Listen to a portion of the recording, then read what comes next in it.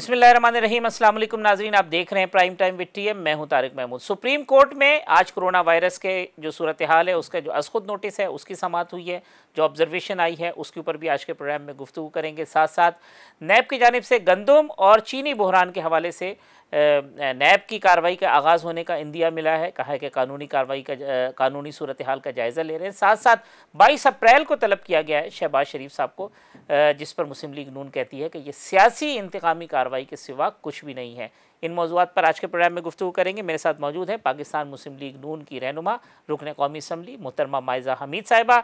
मुझे ज्वाइन कर रहे हैं सिंध असम्बली में कायदे हिज़्ब इख्तिलाफ तहरीक इंसाफ के सीनियर रहनुमा फिरदौस शमीम नकवी साहब, और मेरे साथ मौजूद हैं पाकिस्तान पीपल्स पार्टी की रहनुमा सूबाई वज़ीर मोहतरमा शैला रज़ा साहिबा। माइज़ा हमीद साहिबा, आज जो सुप्रीम कोर्ट में हुआ है, एक मरतबा फिर डिससेटिस्फेक्शन है अदालत की जानिब से, और हुकूमतें जो है वो अपनी कारकर्दगी के हवाले से एतमाद दिलाने में कामयाब हो नहीं पा रही हैं। जो जज साहिबान के रिमार्क्स हैं वो भी आपके सामने हैं। किस तरह से आप देखती हैं कि कहाँ कमी रह रही है, कहाँ गड़बड़ हो रही है, और अगर कमी है और गड़बड़ है तो उसका कितना बड़ा नुकसान हमें उठाना पड़ सकता है? पॉलिसीज़ में तो तजाद नज़र आता है, कभी लॉकडाउन नहीं, कभी नरमी, कभी सख्ती। नुकसान कितना बड़ा हो सकता है, और इस पूरी सूरत हाल की जो है वो आप किस तरह से रोशनी डालेंगे उस पर? बिस्मिल्लाहिर्रहमानिर्रहीम। बात यह है कि हुकूमत जो है शदीद कंफ्यूजन का शिकार है। पहले तो इन्होंने जो आपको पहले ही पता है, मेरा ख्याल है कि बहुत से प्रोग्राम में ये डिस्कस भी हो चुका है कि ये चीज जो है इसको कभी इन्होंने सीरियसली लिया ही नहीं मार्च के महीने तक। अब जो है लॉकडाउन और जो है कर्फ्यू में जो है कंफ्यूजन रही दरमियान में, अब लॉकडाउन उन्होंने जो है वो आहिस्ता आहिस्ता खोलना शुरू कर दिया है, और आप अगर देखें तो अमवात जो हैं वो बढ़ती जा रही हैं। और दूसरा जो है, आप अगर सुप्रीम कोर्ट के रिमार्क्स सुने तो उसमें पूछा जा रहा है कि जो इतना अमाउंट आ रहा है वो कहाँ पे खर्च किया जा रहा है, किस तरह खर्च किया जा रहा है, क्योंकि लोगों को रिलीफ मिलता हुआ नजर नहीं आता। अगर आप क्वारंटीन सेंटर्स देखें तो उसके अंदर जो हालात हैं, जो तस्वीरें नजर आती हैं, उसमें अवाम की चीखें निकल रही हैं, जो लोग वहां पे 7 दिन या 2 दिन या 4 दिन गुजार रहे हैं। टेस्टिंग का अभी कोई इतना एग्जैक्ट नंबर्स नहीं पता कि कितने जो हैं पंजाब में टेस्टिंग शुरू की, कितनी ज्यादा हो रही है, कितनी कम हो रही है, ये कोई एग्जैक्ट नंबर्स नहीं पता। वजीर आला साहब जो है वो ऑन ग्राउंड नहीं है, वो हवाई दौरे कर रहे हैं, वो क्वारंटीन में खुद तो अपने आप को रख रहे हैं, लेकिन अवाम को जो है क्वारंटीन का की बात नहीं की जा रही। उन्हें कहा जा रहा है कि आप जाएं दिहाड़ी पे, आप जाएं अपने काम पे। वो किस तरह काम पे जाएं? और ये तो एक सीरियस मामला है, यहाँ पे अमवात बढ़ती जा रही हैं और आप कह रहे हैं ऑन ग्राउंड लोग जो हैं वो अपने कामों पे निकलें। ये ऑब्वियसली एक बहुत बड़ा कंसर्न है कि लोग दिहाड़ियां कैसे जो है दिहाड़ियों के बगैर भूखे मर जाएंगे। लेकिन इसमें भी प्राइम मिनिस्टर साहब को कोई लाएअमल बताना चाहिए था, डिफरेंट सूबों को साथ ऑन बोर्ड लेना चाहिए था, ऑपोजिशन को ऑन बोर्ड लेना चाहिए था। शहबाज शरीफ साहब एक्सपर्ट हैं डेंगू को काउंटर करते हुए, और फ्लड्स में उन्होंने बहुत ज्यादा ऑन ग्राउंड काम किया, तो शहबाज शरीफ साहब की कोई एक्सपर्टीज ये ले लेते। लेकिन इनका जो कंसंट्रेशन ये है अनफॉर्चुनेटली वो ये है कि आप जो भी आपको तनकीद करे, जो भी आपसे कहे कि अपने आप को इम्प्रूव करें या ये चीजें कमी, इन चीजों की कमी है, क्योंकि इस वक्त तो अवाम को और गवर्नमेंट को और ऑपोजिशन को मुत्तहिद होना चाहिए। लेकिन यहाँ पे जब भी कोई गलती पॉइंट आउट की जाए, अगले दिन नैब का नोटिस आ जाता है। तो आप बताएं कि इस सूरत हाल में हुकूमत सेल्फ सुसाइड की तरफ ही जा रही है। अब आप जो ऑब्जर्वेशंस में आप देखें ना, इन्होंने कहा कि जो 9 अरब मेरा ख्याल है पता नहीं कितने करोड़ है, वो कहाँ गया, किधर खर्च हो रहा है एग्जैक्ट अमाउंट, तो ये इसका कोई जवाब खातिर खा नहीं आया। ठीक, फिरदौस शमीम नकवी साहब, कंफ्यूजन क्या अभी भी है?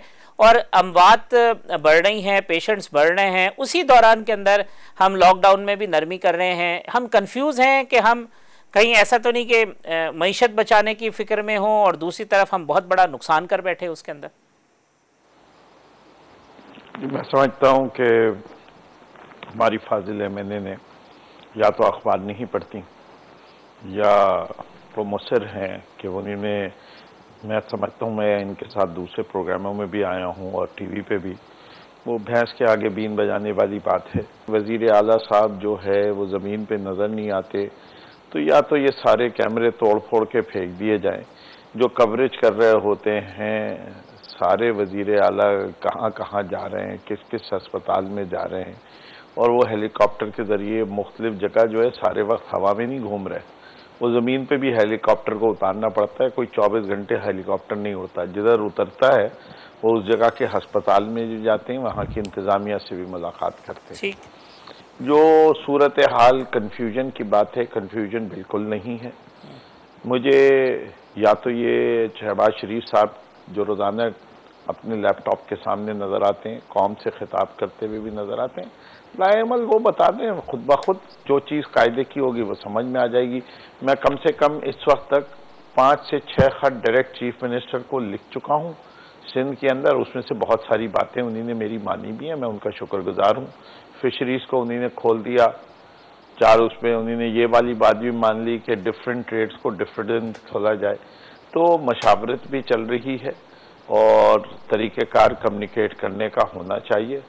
ख़त लिखें, पैगाम दें। किसी ने शहबाज शरीफ साहब को तजवीज़ देने से रोका नहीं है। अगर कुछ तजवीज़ होगी तो वो देंगे ना, होती ही नहीं है उनके पास। वो जब पहले मौका मिला था उन्हें स्पीकर की कॉन्फ्रेंस में, उसमें भी वो बगैर बोले उठ के चले गए। वो नाराज़गियाँ दिखाते रहते हैं, तो उस नाराज़गियों का तो हमारे पास कोई इलाज नहीं है। जिस आदमी ने अपनी कौम की खातिर कंट्रीब्यूट करना होता है उसको अपना ईगो थोड़ा सा साइड पे रखना पड़ता है। मैं भी उनसे 10 बस्ता दरख्वास्त करता हूँ कि ज़रूर अगर उनका तजर्बा है डेंगी का और कोरोना वायरस का, वैसे कोई रिलेशनशिप अभी तक इस्टेब्लिश नहीं हुआ, लेकिन इस हद तक मान लेता हूँ कि वो एक वबा है, ये भी वबा थी। दोनों को डील करने के लिए कोई ना कोई तरीका एडमिनिस्ट्रेशन को ऑर्गेनाइज करने में अगर उनका कोई तजर्बा है, किसी ने उनकी जबानबंदी नहीं की हुई। ठीक, शैला रज़ा साहब, आज जो कुछ सुप्रीम कोर्ट के एक मिनट तारिक भाई, जी इससे कम ही लूंगा।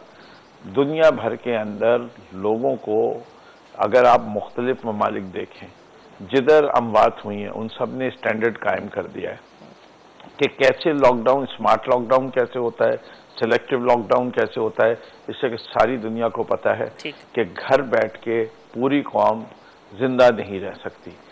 कितने महीने, कितने हफ्ते ये लॉकडाउन चाहती हैं मायरा साहिबा, वो बता दें कि जी अगले 6 महीने के लिए पूरे मुल्क को बंद रख दें, या ये बता दें कि कितनी अमवात हों तब बंद कर दें, कितने केसेस आए तब मजीद सख्त किया जाए लॉकडाउन। हवा में बातें करनी मेरे ख्याल से अब बंद करनी चाहिए। ये एक सीरियस मामला है, इसको सीरियसली करना चाहिए। इनके एक्सपर्ट्स ने कोई प्रेडिक्टिव मॉडलिंग की है जिसके लिहाज से ये कह सकते हैं कि वबा कैसी चल रही है पाकिस्तान में। इससे कि अगर हम अमेरिका से मुआवजा करें, इटली से करें, स्पेन से करें, तो हम तो सजदे से नहीं उठ सकते कि हमारे रब ने हमारे मुल्क पे इतना रहम और करम किया हुआ है कि हम आज 26 फरवरी से अप्रैल की 20 तारीख को आ गए, और खुदा का लाख लाख शुक्र है। इससे कम होती तो हम और शुक्रगुजार होते। लेकिन साहब, ये जो शहबाज साहब वाली बात है, इसका जवाब तो मैं माइजा बीबी से लेंगे। मैं पहले शैला रज़ा साहिबा से ले लूँ कि भाई वो फिरदौस साहब कहते हैं कि कंस्ट्रक्टिव सजेशन दें और मिल के काम करें, और अगर आपके पास कोई लाएअमल है वो बताएं। सिर्फ हवा में बात करने से या बयानबाजी करने से कुछ नहीं होगा। बता दें कितने अरसे तक लोगों को घरों में बंद किया जा सकता है। तो एक तो सबसे पहले मेरी तरफ से सबको सलाम, और इस दुआ के साथ कि अल्लाह ताला हम सबको इस मुल्क वबा से महफूज रखे और बहुत जल्द पाकिस्तान से ये वबा और पूरी दुनिया से ख़त्म हो। देखिए, अब हम अगर बच्चों वाली बातें करें, इस वक्त हम 3 वजह हैं, वो समझदार लोग बैठे हैं। नेचुरल डिजास्टर है बहरहाल, और नेचुरल डिजास्टर से इंसान नहीं लड़ सकता। हुकूमत के साथ, अवाम के साथ हम सब लड़ रहे हैं इससे, और हर शख्स अपनी जगह पर मैं समझती हूँ कि एक कहीं ना कहीं किरदार अदा कर रहा है। एक तरीक़ा कार है जिसमें जब हम अपने उल्मा को सुनते हैं तो वो यही कहते हैं कि जिस जगह पे वबा आ जाए तो जहाँ वबा हो वहाँ के लोग भी वहीं रहें, और जिस जगह पे नहीं हो वहाँ के लोग उस जगह जाने से परहेज करें। इसको मजीद पढ़े तो नाजुल बलागा में पता लगता है कि जहाँ पे वबा आ जाए तो वहाँ के लोग 70 दिन उस जगह से ना निकले और दूसरे लोग 70 दिन उनसे कांटेक्ट ना करें। लेकिन जाहिर है कि हमारे लोग पूरी दुनिया में फंसे हुए थे, हम अपने लोगों को कैसे कहीं छोड़ सकते हैं? पूरी दुनिया के लोग अपने अपने ममालिक में जा रहे हैं, कोई उम्र ज़ायरीन थे, कोई तबलीग के लोग थे, कोई मशहद, करबला और ईरान वगैरह के थे, तो इनको आना था और बहरहाल इसको फैलना था और ये फैला। हम सब मिलकर एक कोशिश कर रहे हैं और कारोबार को थोड़ा थोड़ा खोलना शुरू किया है। लेकिन बात वही है कि अगर मैं कह दूंगी कि हमें अमल करना चाहिए, हुकूमत कह देगी, जब तक सामने वाला आदमी नहीं करेगा। आज मिसाल के तौर पर 3 फैक्ट्रीज को सील करना पड़ा क्योंकि उन्होंने एक तो बसों में भर के लोग जो थे बसों में इस तरह लेकर आए थे, उसमें लोगों में फासला नहीं था, फिर इस तरह की सूरत हाल। या अगर मैं निकलती हूँ कभी रात बात में चेक करने के कहाँ राशन जा रहा है, किस जगह जा रहा है, तो मैंने देखा कि कुछ जगह पे तो बिल्कुल ही मेंटेन नहीं हो रही थी सूरत हाल, और जहाँ राशन बट रहा था वहां पे तो फिर भी लोग डिस्टेंस से और बहुत सुकून से खड़े थे। लेकिन जब मैं उन गलियों से गुजरती भी गई, गलियों में बच्चे खेल रहे थे रात में भी, और खवातीन बैठी कचहरी कर रही थी, मर्द बैठे कचहरी कर रहे थे। अब यही कर सकते हैं ना कि जबान से कहें कि बहन हट जाए, भाई आप लोग घर चले जाएं। सुप्रीम कोर्ट ने जो कहा कि 1 अरब का राशन जो है वो कहाँ बटा है पता ही नहीं चल रहा ग्राउंड के ऊपर, ये एलिगेशन भी आ रहे हैं कि जी इसके अंदर भी अब करप्शन की बाज़गश खुदा न खास्ता इस मामले के अंदर भी होनी शुरू हो गई है। अब देखिए, सुप्रीम कोर्ट को सवाल उठाने चाहिए, जाहिर है वो सुप्रीम कोर्ट है। हमारे यहाँ का सिस्टम बहुत शफाफ रहा और अभी 1 अरब 8 करोड़ का राशन बट रहा है अभी भी। अल्हम्दुलिल्लाह कराची में बहुत बड़ी वेलफेयर ऑर्गेनाइजेशंस हैं, उन्होंने भी संभाला हुआ है। और हमारे यहाँ जो 1 अरब 8 करोड़ जो है उसके लिए हमने 2 गवर्नमेंट के लोग हर काम के लिए, और 3 जो थे ये डॉक्टर बारी पिताफी कह रही हूँ, डॉक्टर अब्दुल बारी और फैसल ईदी, और दूसरे मैंने नाम लिखा हुआ है, कहे तो पढ़ के सुना दूं, जो सीएम ने सुनाए थे, इनको सिग्नेटरी पावर्स दिए हैं। शुरू में थोड़ा काम स्लो था क्योंकि हमने यूसी चेयरमैन, वाइस चेयरमैन और वार्ड के काउंसलर्स के साथ कमेटियां बना दी, लेकिन अब काम तेज हो रहा है। जैसे मैं फिरोजाबाद की एसी को जब मैं देखती हूँ, छोटी सी लड़की है लेकिन उसने मुझसे कहा कि दिन में 300 राशन हम बाइकिया को देते हैं, और फिर रात को जो ये मुख्तलिफ जिम्मेदार हैं वो गलियां, वो जगहें जो कि एड्रेस नहीं होती, कच्ची आबादियां हैं, वहां पे ये यूनियन काउंसिलर और वार्ड काउंसिलर देते हैं। स्लो हो सकता है, कुछ लेकिन हो सकती है। इतने बड़े पेंडेमिक में मैंने कहा कि इंसान नहीं लड़ सकता, लेकिन कोशिश की जा रही है। दूसरे वेलफेयर ऑर्गेनाइजेशंस अपने तौर पे भी कर रहे हैं, लेकिन ये सब मोस्टली ऑन बोर्ड है सिंध गवर्नमेंट से। फिरदौस साहब मैं लेता हूँ, क्योंकि जो आपने पहला पॉइंट माइजा साहिबा के लिए उठाया था कि शहबाज शरीफ साहब लैपटॉप के सामने बैठ के तकरीर करते हैं, सजेस्टिव होना चाहिए, कोई प्रपोजल दें, गवर्नमेंट सुनेगी उसके ऊपर, इसका जवाब दे दें, फिर मैं शैला बीबी का जवाब फिरदौस साहब से ले लूँगा। देखिए, मैं तो पहले ये बात करना चाहूँगी फिरदौस साहब से कि ये मेरी ऑब्जर्वेशंस नहीं है, जो बात मैंने की है उसको आज सुप्रीम कोर्ट ने उठाया है, जिसमें उन्होंने कहा है कि 9 अरब 25 करोड़ रुपए जमा हुए मगर पता नहीं किधर गए। ये उनकी स्टेटमेंट्स हैं। इसमें हाजी कैंप, कटरीना मराकज में हालात गैर इंसानी हैं, ये मेरी स्टेटमेंट नहीं है। लोग पैनाडोल वगैरह खा के स्क्रीनिंग से बच के निकल जाते हैं, ये मेरी स्टेटमेंट नहीं है, ये सुप्रीम कोर्ट की स्टेटमेंट है। नुकसान के कटरीना में रहना भी, क्वारंटीन सेंटर में रहना भी डरावना ख्वाब है। नुकसान और देखिए लोग, ये सारी स्टेटमेंट्स उनकी है, मेरी नहीं है। सो इनको शमीम नकवी साहब को उनको जवाब देना चाहिए, मुझे जवाब नहीं देना चाहिए, मेरी ऑब्जर्वेशन नहीं है। ये एक ऐसी इंस्टीट्यूशन की ऑब्जर्वेशन है जिसको ये लोग बहुत सपोर्ट भी करते रहे और कहते भी रहे कि वो बिल्कुल साफ शफाफ इंस्टीट्यूशन है और सारा मुल्क ये मानता है। दूसरी बात ये है कि शहबाज शरीफ की जहां तक बात की गई, वो ऑपोजिशन लीडर हैं। हुकूमत को, इमरान खान साहब को एक बड़ा जो है वो एक हुकूमत में है, वो एक हुकूमती पार्टी है, उनको बड़ा दिल करना चाहिए। उनको सारी पॉलिटिकल पार्टीज को, ऑपोजिशन को बैठाना चाहिए। जिस मीटिंग की ये बात कर रहे हैं शमीम साहब, उसमें जो है कन्वीनियंटली इमरान खान साहब अपनी उनकी अना इतनी है कि अपनी जो है बात करके वो बखूबी निकल गए और बाकी सारे लीडर्स को बिठा दिया और उन्हें कहा कि आप आपस में डिस्कस कर लें। तो अना किसकी है और कौन जो है छोटी लड़ाइयां लड़ रहा है वो आपके सामने है। तीसरी बात ये है कि जहां तक शहबाज शरीफ साहब का ताल्लुक है, उनको बुलाया जाएगा, उनसे एक्सपर्टीज मांगी जाएंगी तो वो सजेशन देंगे। बाकी अपने तौर पे वो किट्स भी डिस्ट्रीब्यूट कर रहे हैं जहां तक अपने अवामी नुमाइंदों की थ्रू और अपने पॉलिटिकल वर्कर्स के थ्रू, और राशन भी डिस्ट्रीब्यूट कर रहे हैं। आपके सामने आपको नजर आता होगा कि हर जो है अवामी नुमाइंदा जो है पूरी कोशिश कर रहा है कि इस तरह जो है ये किसी तरह जो है वो रिलीफ दिया जाए। इसमें हम क्रिटिसाइज नहीं कर रहे, हम तो चाह रहे हैं कि हम टीम बन के काम करें। अगर ये इसको तनकीद समझते हैं तो बारहा तनकीद समझें, लेकिन ये जो है आगे जो है वबा बढ़ती जाएगी, इसमें इनको ऑब्वियसली कोऑपरेशन की जरूरत पड़ेगी। ठीक, फिरदौस साहब मैं ब्रेक ले लूं, जो मायजा साहब के ऊपर अगर आप जवाब देना चाहें, और शैला साहिबा की जो बात थी जिसपे आप कह रहे थे कि आप रिस्पॉन्ड करना चाहते हैं, वक्फे के बाद आते हैं तो फिरदौस शमीम नकवी साहब से इसका जवाब लेते हैं।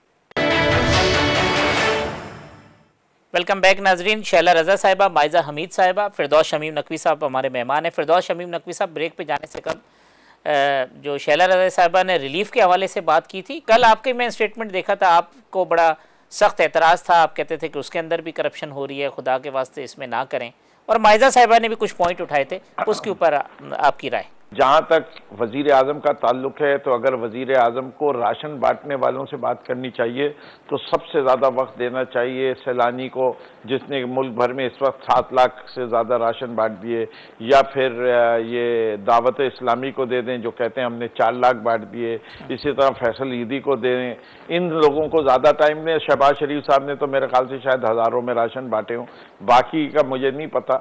इसी तरीके से देखिए शैला बीबी, एक चीज़ जो है, आप बड़ी मोहतरम है, मेरे लिए मेरी बहन है, लेकिन हमें एक चीज़ और डिफ्रेंशिएट कर लेनी चाहिए। ये जो कोविड-19 है ये नेचुरल कैलामिटी नहीं है, ये कैलामिटी है, नेचुरल नहीं है। इससे कि नेचुरल कैलामिटीज़ हम अर्थक्वेक को कहते हैं, सुनामी को कहते हैं, फ्लड्स को कहते हैं। ये कैलामिटी का अंदर कुछ ना कुछ इंसानों के फैसले से भी फ़र्क पड़ सकता है, और इसीलिए इसके अंदर डिफरेंस ऑफ ओपिनियन है। और दुनिया भर में तमाम ममालिक में गवर्नमेंट एंड अपोजिशन के दरमियान, आप अमेरिका में देख लें, गवर्नर्स जो हैं वो प्रेसिडेंट से, ट्रंप से लड़ रहे हैं कि रिस्पांस सही नहीं है, एड सही नहीं है। तो ये एक नेचुरल चीज़ है, इससे कि इसमें ह्यूमन डिसीजन मेकिंग आ गई है। ह्यूमन डिसीजन मेकिंग जो है उसके जरिए, जैसे आज भी बात हो रही है, ये जो सिंध हुकूमत के दावे राशन के हवाले से जो डिटेल शैला बीबी बता रही थी, जी अब मैं राशन पे आता हूँ। देखिए मेरे ख्याल से 3-4 एतराज़ात हैं, और वो उसके पहली चीज़ ये है कि हुकूमत समेत सिंध को बिल्कुल क्लियर होना चाहिए कि इस सूबे के अंदर फलाई इदारों ने कितने राशन बांटे, डेटा होना और चाहिए। हुकूमत सिंध बिल्कुल डाटा है फलाई इदारों का, उनके जो बांटे हुए राशन है उसके ऊपर अपना हक ना जमाए। राशन बटे, गरीब को बटे, हकदार को बटे, उसका रिकॉर्ड रखा जा रहा है। एक ऐप जो डेवलप की, जिसने भी डेवलप की, उस ऐप के जरिए अगर ट्रांसपेरेंसी आती है, बहुत अच्छी बात है। और मैं समझता हूँ ये होना चाहिए, इससे कि हमारे पास वो खबरें भी आ रही हैं जहां लोगों ने राशन जमा किए हैं और उसके बाद बेचे भी हैं। मेरे आपके प्रोग्राम के तवज्जुह से तमाम दुकानदारों से अपील है कि खुदारा आप लोग जो हैं ऐसे लोगों से राशन मत खरीदे। अब हुकूमत सिंध के 108 करोड़ के राशन है। बिल्कुल दुरुस्त बात है कि बांटते वक्त किसी की तस्वीर नहीं आनी चाहिए, किसको मिल रहा है उसकी तस्वीर नहीं आनी चाहिए, लेकिन गोदामों की तस्वीर आनी चाहिए, राशन बनते हुए तस्वीर आनी चाहिए, ट्रकें लोड होते हुए तस्वीर आनी चाहिए, किस स्टोर से राशन ऑर्डर किया गया उसके नाम देने चाहिए। इससे के साथ साथ जब वो खबरें आती हैं कि एक्सपायर्ड प्रोडक्ट्स जो हैं वो गरीबों में बांटी जा रही हैं, वो शर्मनाक बात है। बहुत थोड़ी होंगी, मैं ये नहीं कहता कि सब खराब थी, लेकिन वो कहते हैं ना, छोटी खबर जो है वो एक पूरे अच्छे अमल को भी खराब कर देती है।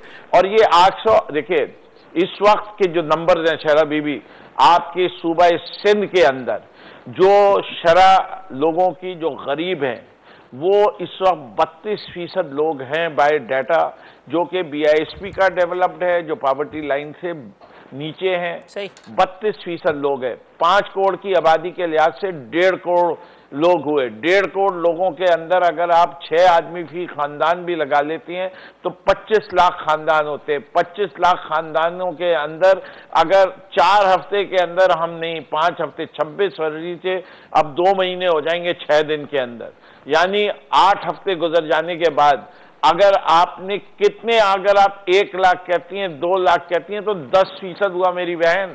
ठीक शैला साहब, ये जो बात है फिरदौस साहब, जब ये बात जब आप सोचें कब आएगा उसके पास शासन, आप कम से कम कोई डेडलाइन लुकिंग एट द, चले डेडलाइन और डेटा, वो कहते हैं डेटा तो होना चाहिए आपके पास, जो 108 करोड़ रुपए आपने कहाँ बांट दिए। अब ये मैं एक तो यही कहूंगी कि जिस चीज का हमें कॉज नहीं मालूम और जिसकी वैक्सीन दुनिया के बड़े साइंसदान नहीं कर सके, तो मैन मेड है कि उन्होंने तो एक अलग डिबेट है। असल बात जो है वो यही है कि मुझे तो लगता है कि ये एक नेचुरल डिजास्टर है मैन मेड से ज्यादा।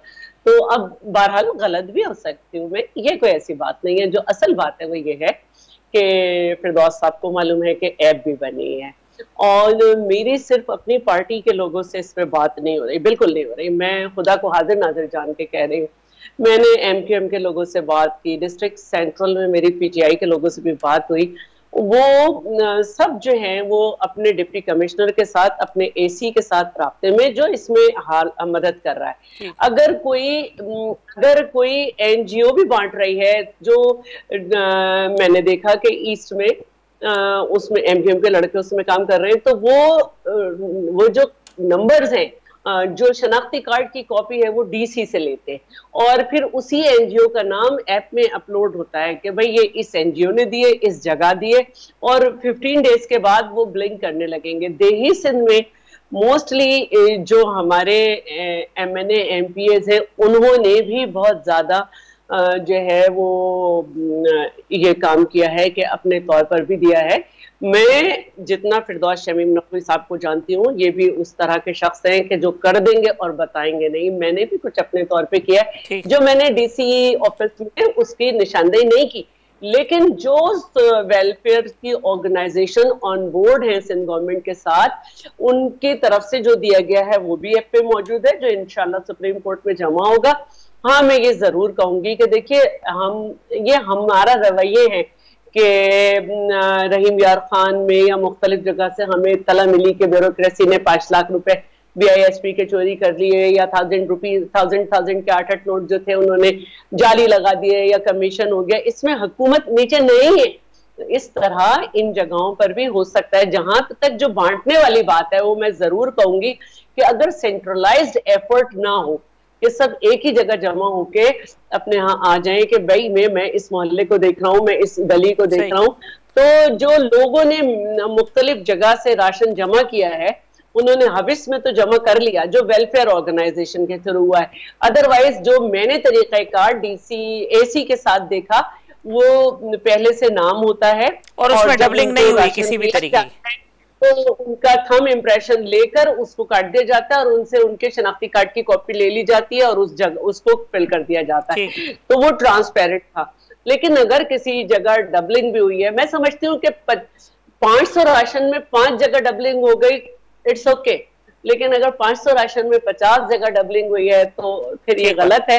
और ये जो अदर 10 गवर्नमेंट ऑर्गेनाइजेशंस काम कर रही हैं, उनसे भी लोग ले लेते हैं, उनको शनाख्ती कार्ड नहीं देते, किसी और जगह से भी ले लेते हैं, फिर उन्हें एहसास होता है कि इसमें कीड़े पड़ जाएंगे, तो वो उनको गिरफ्तार भी किया गया है। तो ये होगा ठीक, लेकिन मैं ये समझती हूँ कि बहुत बुरे नहीं तो बहुत अच्छे नहीं तो बहुत बुरे हालात में कोशिश जारी है हमारे साथ लोगों की भी। और जैसे कि अब मुख्तलिफ सनतें खोली जा रही हैं, तो लोगों से यही दरख्वास्त है कि अगर आप चाहते हैं कि पाकिस्तान का पहिया चले, जिंदगी चले, तो SOPs पे अमल करें, सबने मिलकर बनाएं। ठीक शैला साहब, मैं दूसरे टॉपिक पे बात करना चाह रहा हूँ। माइजा हमीद साहिबा, नैब की जानिब से आज ये इंदिया दिया गया है कि वो ये जो गंदम और चीनी बहरान है, इसके हवाले से वो भी अब कोई तहकीकात हो सकता है वहाँ से शुरू हो जाए। तो ये अपोजिशन का एतराज़ था कि नैब जो है वो हरकत में नहीं आई, तो ये उस प्रेशर की वजह से इस किस्म की बात होने लगी है। और क्या अगर एक चीज़ की तहकीकात FIA या कोई एक और इदारा कर रहा है तो क्या दूसरे इदारे को उसमें कूदना चाहिए, उसकी तहकीकात होनी चाहिए। और दूसरी बात यह कि शहबाज शरीफ साहब की जो पेशी का मामला है उसके ऊपर अब 22 अप्रैल को वो कहते हैं जी हम सारे अरेंजमेंट कर रहे हैं, आए शहबाज शरीफ साहब जवाब दें। तो ये जो इल्ज़ाम आयद किया जा रहा है कि वो कोरोना की आड़ में शहबाज शरीफ साहब नैब से बचना चाहते हैं, इन दोनों बातों का जवाब मैं चाहूँगा आप मुझे दे दें। देखिए, पहले तो मैं ऑब्जर्वेशन देना चाहूंगी कि जो ये कह रहे हैं कि राशन बांटने वालों को ऑन बोर्ड लेना चाहिए, तो जरूर राशन बांटने वालों को ऑन बोर्ड लेने में क्या हर्ज है। ठीक, जो आज मुल्क में क्राइसिस है, जो आज मुल्क में आवाम मर रही है, उसमें तो राशन बांटने वालों को या डॉक्टर्स को या किसी भी जो फ्रंट लाइन वर्कर है उसको जो है ऑन बोर्ड लेना चाहिए। ये तो ऑपोजिशन लीडर है, इनका तो कानूनी हक, आईनी हक बनता है कि इनको ऑन बोर्ड लिया जाए, कंसिडरिंग कि उनका पास्ट एक्सपीरियंस भी है इन सारी जो है वबाओं को काउंटर करने का और बड़ा सक्सेसफुल है। ठीक, तो मैं ये समझती हूँ कि इसको जो है अना का मसला नहीं बनाना चाहिए, इसको जो है अपनी कोई हद तक के इज्जत नहीं बना लेना चाहिए, बल्कि इसको जो है सब, मैं तो समझती हूँ कि हर किसी को ऑन बोर्ड लेना चाहिए। सही। दूसरी बात ये है कि जो बार बार कहा जा रहा है कि पहले कहा गया कि फॉर्मर चीफ मिनिस्टर साहब जो है वो वापस नहीं आ रहे मुल्क में नैब के डर से, वो वापस भी आ गए। उसके बाद उन्होंने इस वबा की वजह से जो है पहले दिन से जो है काम करना शुरू कर दिया शहबाज शरीफ साहब ने, और जो उनकी अपनी पावर्स हैं उसके मुताबिक ही वो काम कर सकते हैं, वो हुकूमत का जिम्मा तो नहीं ले सकते। सही। तो अब जो है, अब जब उन्होंने काम करना शुरू किया, जब से वो एक्टिव हुए हैं तो उनको जो है नैब के नोटिस आना शुरू हो गए हैं। तो ये नैब के नोटिस क्यों आते हैं, और नैब के नोटिस उसी वक्त क्यों आते हैं जब हुकूमत को कहा जाता है कि आप अपनी परफॉर्मेंस इंप्रूव करें? इसमें क्या हर्ज है? ऑपोजिशन लीडर का तो काम ही है। और दूसरा ये है कि अब ये एक बहुत बड़ा सवाल है कि एक आदमी जिसकी एज बहुत ज्यादा है, जिसमें कहा गया है कि कोरोना के सबसे ज्यादा जो लोग ज्यादा इफेक्ट हो रहे हैं वो एज के लोग हैं, उनका वो कैंसर सर्वाइवर है, उनकी इम्यूनिटी भी लो हो सकती है। तो अगर वो नहीं जा रहे, तो पहले कभी ऐसा हुआ है कि शहबाज शरीफ साहब ना गए हो नैब में? पहले कभी ऐसा हुआ है कि जो सवालात नैब ने उठाए हो उसका जवाब ना दिया हो? कभी पहले ऐसा हुआ है कि उनके घर पे छापे मारे गए, उस वक्त जो है उसमें नैब को कुछ नहीं मिला? उसके बाद जो है जो इन्होंने कंपनियों के नाम लिए उसमें भी नैब को कुछ नहीं मिला। तो अब जो है नैब क्या ढूंढना चाह रही है? मेरे सवाल का जवाब हमें नहीं मिलता। सिर्फ ये होता है कि जो बंदा, आप नोटिस कर लें, जो बंदा आज सवाल उठाएगा हुकूमत पे तो उसके ऊपर जो है वो नैब का नोटिस जरूर आएगा। और आप मुझे ये बता दें कि इनका इस वक्त कंसंट्रेशन हुकूमत की और इस इदारे की कंसंट्रेशन किस चीज पे होनी चाहिए? इनकी कंसंट्रेशन होनी चाहिए कि वो लोगों को रिलीफ कैसे दें, ना कि इंतकामी कार्रवाइयों पे कंसंट्रेट करें। अभी पूछा जा रहा था कि सिंध गवर्नमेंट क्या कर रही है, आप जरा वजाहत कर दें कि पंजाब गवर्नमेंट क्या कर रही है जिसमें आपकी अपनी पार्टी है। उसका तो कोई जवाब नहीं आता, सिर्फ सिंध की हुकूमत पे क्रिटिसिज्म आता है। आप ये बता दें कि जितने आपके पास मास्क आ रहे हैं वो आप किस तरह डिस्ट्रीब्यूट कर रहे हैं, आपकी क्वालिटी जो है मास्क की क्या है, आप इसका जवाब दे दें। इस तरह के सवाल का जवाब नहीं आता, सिर्फ ये होता है कि आप ऑपोजिशन को निशाना बनाते हैं। तो आप ऑपोजिशन को निशाना बनाएंगे, कितनी दफा बनाएंगे, किस तरह तरीके से बनाएंगे? उसके बाद जो है जब आप निशाना बनाते हैं, जब उनको बुला लेते हैं, उसके बाद कुछ प्रूव होता नहीं है आपको, उनको जो है वो बेल देनी पड़ती है। तो इससे बेहतर नहीं है कि हुकूमत अपनी इन नेगेटिव कार्रवाइयों से बेहतर नहीं है कि पॉजिटिव कार्रवाई करें, उनको ऑन बोर्ड लें और उनसे काम कराएं। इस वक्त अवाम को रिलीफ चाहिए। ठीक, माजिद साहब, फिरदौस साहब, मैं इसका जवाब नैब के हवाले से आपसे बात करता हूँ। एक वक्फा ले लें, वक्फे के बाद आते हैं तो फिरदौस शमीम नकवी साहब से नैब के हवाले से जो नुकात उठाएं उस पर गुफ्तगू करते हैं। वेलकम बैक नाजरीन। माइजा हमीद साहिबा, फिरदौस शमीम नकवी साहब, शैला रजा साहिबा हमारे साथ मौजूद हैं। फिरदौस शमीम नकवी साहब, जो हुकूमत पर तनकीद करता है, शैला रजा ने रहीमिया खान की बात की, साउथ पंजाब की लास्ट डिस्ट्रिक्ट है, उसके अंदर लोगों को जो है 12,000 की जगह 9,000 रुपया मिला एहसास प्रोग्राम के थ्रू। 3,500 रुपए की कटौती हो रही है। इस सवाल का भी जवाब इनसे ले लें, आप सवाल कर रहे हैं इनसे। जी फिरदौस साहब, पहले तो इसी का जवाब दे दें कि यार ये गरीबों के पैसे भी मार रहे हैं, इल्जाम तो सारी चीजें आ जाती हैं सिंध के ऊपर। अब रहीम यार खान की जानिब निशानदेही करनी है माइजा साहिबा, 3,500 नहीं बैठा, वहाँ पे जो लोग बैठे हैं वो उसके जिम्मेदार हैं। यहाँ पे टाइगर फोर्स को होना चाहिए। या तो पहली चीज ये, कितना बड़ा प्रोग्राम है, आज की तारीख तक जो है वो 55 लाख लोगों को ये रकम मिली है। सही। और अगर इससे ज्यादा कोई शफाफ तरीका सेलेक्ट करने का था लोगों का, वो बयान कर दें।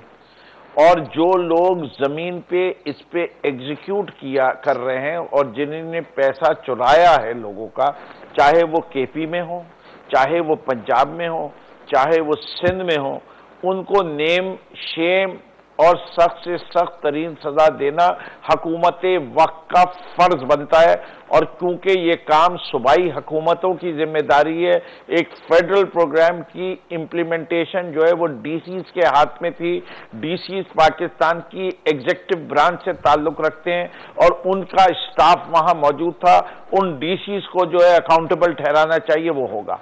जहां तक माइजा साहिबा की दूसरी बातें, अजीब बातें करती हैं। एक तरफ कहती हैं शहबाज शरीफ साहब ने आते ही बड़े मसरूफ हो गए, राशन भी बांट रहे हैं, ये भी कर रहे हैं और ये भी कर रहे हैं और ये भी कर रहे हैं। एक कैंसर के पेशेंट को जो उसकी उम्र 70 साल हो जाए, जो सर्वाइवर हो, भाई उसको इस काम के लिए क्यों बाहर निकाला? क्या आपको अपने लीडर से मोहब्बत नहीं है? उसको तो कहते हैं कि कमरे में बैठे रहो। आपका वो जो दूसरा लीडर है जो वादा करके गया था कि मैं सिर्फ इलाज करवाने के लिए जा रहा हूं, जरा बता दीजिए कि वो गया कब था, कितने दिनों के लिए गया था, और अब तक 5 महीने हो गए। 5 महीनों में उसका कितना इलाज, कितने ऑपरेशन, कितनी सर्जरी कब तक हुई थी? झूठ बोलना इनकी पार्टी की आदत है। वो क्यों बैठे हुए हैं? कितनी मेडिकल रिपोर्ट सब दे रहे हैं? क्यों नहीं प्रेस में रिलीज करते उसकी प्लेटलेट काउंट रोजाना की? उस वक्त तो ये वाली बात थी कि यार, तो ये तो जान छुड़ाने के लिए, नैब के शिकंजे से बचने के लिए ये हर किस्म का तरीका अपनाएंगे। ये नैब एक्टिव क्यों हो जाता है उस वक्त? वो जो सवाल था उनका। एक मिनट, अरे मेरी बात मुकम्मल करने दे। जूम के जरिए आ जाते। नैब ने क्या कहा? जो उन्हीं ने जवाब दिया, जबकि वो 3 महीने 2.5-3 महीने लंदन में बैठे रहे। हमने रिप्रीव दी कि नहीं दी 3 महीने की एक कैंसर के पेशेंट को? कौन सा वो आ गए? क्या उनके ऊपर नैब के केसेस पहले नहीं चल रहे थे? क्या कोई नया केस इंस्टीट्यूट किया है? अगर कोई नया केस इंस्टीट्यूट करते तब तो ये बात करती। ये तो पुराने केसेस हैं। यानी पूरी कौम सारा काम बंद कर दे, सिर्फ अगर करे तो Covid Covid Covid Covid Covid, corona का रोना रोते रहे, कि बाकी काम बंद कर दे। ये नहीं होगा। हम सारे काम करेंगे, हम IMF के पास भी जाएंगे, हर काम करेंगे, क्योंकि हमने इस मुल्क को। और आखिरी बात, प्राइम मिनिस्टर का टाइम बड़ा इंपॉर्टेंट होता है। प्राइम मिनिस्टर को सुनाने के लिए नहीं आप बैठे थे, आप अपनी तजावीज कौम को देने के सुनाने के लिए बैठे थे। आपका ईगो सही नहीं है। इसे कि वजीर आजम को तो वो बाद में भी देख सकते थे, अपनी सहूलत पे देख सकते थे। लगता ये कि उनको सिर्फ जो चाहिए था वो वजीर आजम के साथ एक मुलाकात चाहिए, कहीं ये दिखा सके कि हमने उससे बात की, हम बराबर के। भाई आप बराबर के नहीं, आप बहुत बड़े हैं। आपका भाई 3 दफा वजीर आजम रह चुका है। आपने पिछले 40 साल से पंजाब में हुकूमत करते आ रहे हैं। जितनी आप लोगों ने किया, आप वो चाह रहे हैं कि हम 2 साल के अंदर अंदर वो बिगाड़ दुरुस्त कर दे। शैला साहबा, ये फिरदौस साहब कहते हैं वजीर आजम का टाइम बहुत कीमती होता है, तो वजीर आजम का टाइम इतना कीमती होता है कि उसको लीडर ऑफ दी अपोजिशन और अपोजिशन की पार्टी सुनने के लिए भी जो है वो वक्त नहीं निकालना चाहिए। मैं एक बात पहले कह दूं, ये सोचिएगा मैं भी लीडर ऑफ दी ऑपोजिशन हूँ सिंध असेंबली का। नहीं, मैं थोड़ी सी एक अलग बात करना चाह रही थी। जी शैला साहब, मैं ये कहना चाह रही थी कि टाइम सबका कीमती होता है, कोई भी फारिग नहीं होता। लेकिन जब हम किसी एक जगह बैठते हैं एक ऐसे दुश्मन के खिलाफ जो हमें नजर नहीं आ रहा, जिससे लड़ने के लिए हमारे पास हथियार नहीं है, तो हमें सबकी बात सुननी चाहिए। मिसाल के तौर पर अभी शमीम नकवी साहब ने कहा कि मैंने कहा था कि हार्वर्ड खोल दो, फिशरीज खोल दो। मुझे नहीं मालूम अगर इन्होंने भी कहा था और शायद गवर्नमेंट की भी कई सोच में हो तो वो खुल गया। तो इस तरह कोई भी आदमी अक्ल कुल नहीं होता है। ठीक है कि जहाँ एहसास प्रोग्राम के पैसे बट रहे हैं वहाँ पे जिम्मेदारी लोकल होगी, लेकिन जो पैसे उसमें से चोरी हुए वो तो डीसी ने नहीं चुराए ना, वो तो मराकश के जो लोग आए उनकी जिम्मेदारी वो थी। तो कहते हैं कार्रवाई होनी चाहिए सब में, चाहे सिंध में हो चाहे पंजाब में हो। तो मैंने ये मेरा कहना है कि जब हम कोई डीसी का स्टाफ था, फेडरल गवर्नमेंट का कोई स्टाफ नहीं है, मराकश में ना एहसास के कोई है। Please get your facts right. ये जो डिस्ट्रीब्यूशन में कर रहे हैं उसमें चले फिरदौस साहब जवाब ले ले। नहीं, बात सही नहीं होनी चाहिए ना, आपको फैक्ट्स पता होने चाहिए। तो हबीब बैंक का स्टाफ है या डीसी का स्टाफ है? एक मिनट, जब कोई काम होता है, बड़ा काम होता है, परेशानियों में हो रहा होता है, मुल्क में मसाइल होते हैं, उसमें ऊंच नीच भी होती है। असल बात जो है वो ये है कि इतनी परेशानियों में भी हमने ये सारी चीजें हाईलाइट हुई ताकि ये सही हो जाएंगी। तो मेरा ये कहना है कि जब फ्लड आया था तो 1,40,000 1,40,00,000 खानदान में 25,000 रुपए बटे थे 3 दिन में वतन कार्ड बना के, 1,40,00,000 खानदान में। तो उस वक्त भी एक बहुत बड़ा पैकेज दिया गया था। तो हुकूमतें करती हैं, ये हमारा काम ये है कि अगर जहाँ पे कहीं गलती हो रही है उसको हाईलाइट जरूर करें, लेकिन उसको गलत ना करें। अच्छा ठीक, गलत है। गलत फिगर है। अच्छा, गलत फिगर है। 1,40,00,000 लोगों को वतन कार्ड से फायदा हुआ, जिसकी तादाद 17,28,556 खानदान थी। और ये वतन कार्ड की साइट पे जाके आप अभी चेक कर ले। वतन कार्ड जो है वो BISP का प्रोग्राम है। शैला आप खोलिए अपना, गूगल पे जाइए, चेक कीजिए, 1,40,00,000 खानदान नहीं नजर आएंगे आपको। चलें, आखिरी बात माइजा हमीद साहब, फिरदौस साहब ने कहा था कि क्या सब काम बंद कर दें और जब इस तरह की मुसीबतें आती हैं, हुकूमतें बड़े स्टेप्स लेती हैं, उसमें गलतियां भी होती हैं, उसमें कोताहियां भी होती हैं। असल बात ये होती है कि काम करना चाह रहे हैं, अगर काम करेंगे तो उसमें गलतियां होंगी। प्लीज ठीक, अगर हम हर कीड़े निकालते रहेंगे तो आखिर में सिर्फ कीड़े ही होंगे हमारे। ठीक बात। माइजा साहब, अब लास्ट 1 मिनट आपके पास जी, ये कंक्लूड कर दें। जो फिरदौस साहब ने जो बातें कही थी, मैं चाहूंगा उसका आप जवाब दे दें। फिरदौस साहब जो हैं वो मेरे लिए काबिल एहतराम है, लेकिन बात यह है कि ये तो पूरी हुकूमत बेसिकली गूगल पे चला रहे हैं या सोशल मीडिया पे चला रहे हैं। इनको क्या पता, ज्यादा से ज्यादा फैक्ट्स का पता है? क्या इनको फैक्ट्स को काउंटर करना भी आता है? क्या अगर ये फैक्ट्स हैं कि मास्क जो हैं लो क्वालिटी के आ रहे हैं, उसको काउंटर करें ना, उसका बताएं कि उसका क्या आगे लाएअमल क्या है। अगर बिस्ट का जो प्रोग्राम है, सॉरी ये जो एहसास प्रोग्राम बना दिया अब इन्होंने, एहसास प्रोग्राम जो है वो फेडरल हुकूमत का है। आप किस तरह कह सकते हैं डीसी की जिम्मेदारी है सिर्फ, और जो है नीचे लोकल लोगों की जिम्मेदारी है? आपका फेडरल महकमा है, आपके वहां के लोग वहां जाए, वहां जाके चेक करें ऑन ग्राउंड रियलिटीज क्या है। आपकी अगर क्वारंटीन में सिर्फ फेडरल हुकूमत ने रहना है और आम आवाम ने सड़कों पे धक्के खाने हैं और आम आवाम ने सड़कों के ऊपर जो है लॉकडाउन खत्म करने से मरना ही है, तो हम कोविड-19 करेंगे और 1 दफा नहीं करेंगे, 10 दफा और 20 दफा रिपीट करेंगे, क्योंकि ये आवाम की जानों का मामला है। दूसरी बात यह है कि हम नैब से नहीं डरते, PMLN नैब से नहीं डरती, शहबाज शरीफ साहब नैब से नहीं डरते। उनका बेटा अभी भी 300 दिन से नैब की कस्टडी में है और उनके पास कोई प्रूफ नहीं है। बात तो तब है 1-2 लोगों को, अपने लोगों को खुद जो है नैब के हवाले करें, उनसे इन्वेस्टिगेशन करें शुगर और आटे की, जिससे आवाम की पहले जाने गई है कोविड-19 से पहले। ठीक भाई साहब, अब वक्त खत्म हो रहा है। लास्ट सेंटेंस शैला साहब, अगर आप कुछ कहना चाह रही है तो। मैं ये कहती हूँ कि बहुत अच्छी बात है कि नैब ने कहा है कि वो लेगी इस पे एक्शन, लेकिन नैब जो है वो आज तक रेफरेंसेस तैयार नहीं कर सकी और ऑपोजिशन के खिलाफ, और 6-6 महीने उनको गिरफ्तार करके रखा। तो क्या कोई यहाँ पे ऐसा चांस है? अब तक अगर ऑपोजिशन में होती तो उसमें गिरफ्तारी हो चुकी होती। ठीक, शैला रजा साहिबा, माइजा हमीद साहिबा, फिरदौस शमीम नकवी साहब, मेरे तीनों मेहमानों का बहुत शुक्रिया। कल इसी वक्त इंशाल्लाह इसी वक्त इस प्रोग्राम में दोबारा आपसे मुलाकात होगी। अल्लाह हाफिज़।